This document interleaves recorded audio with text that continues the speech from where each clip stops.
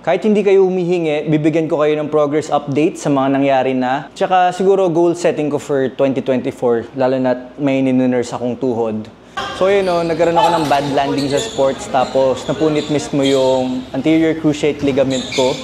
Kailangan natin ng surgery para mabalik siya. Siyempre, pinagpipray natin na sana kahit walang surgery, okay lang siya. Pero hindi talaga. Kailangan talaga ng surgery.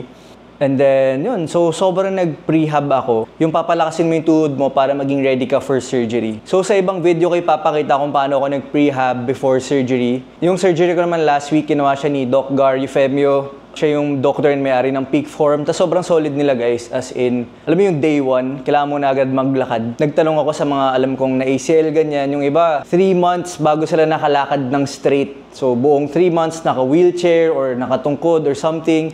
Yung iba, years bago nila nabalik yung musculature nila sa leg. So yun yung na-appreciate ko sa kanila. Sobrang straightforward nila. Challenge agad nila ako na kung lalaki ka, mahina talaga yung pain tolerance mo. Pero may mga dalawang anomaly na second day, nakapag-stairs na sila.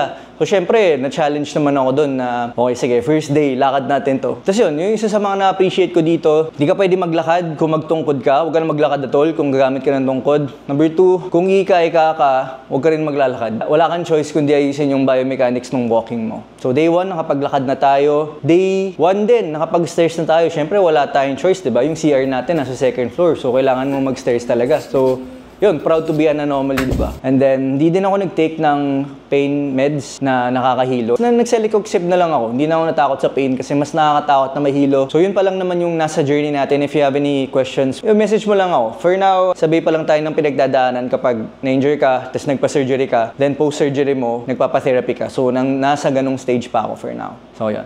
GG's.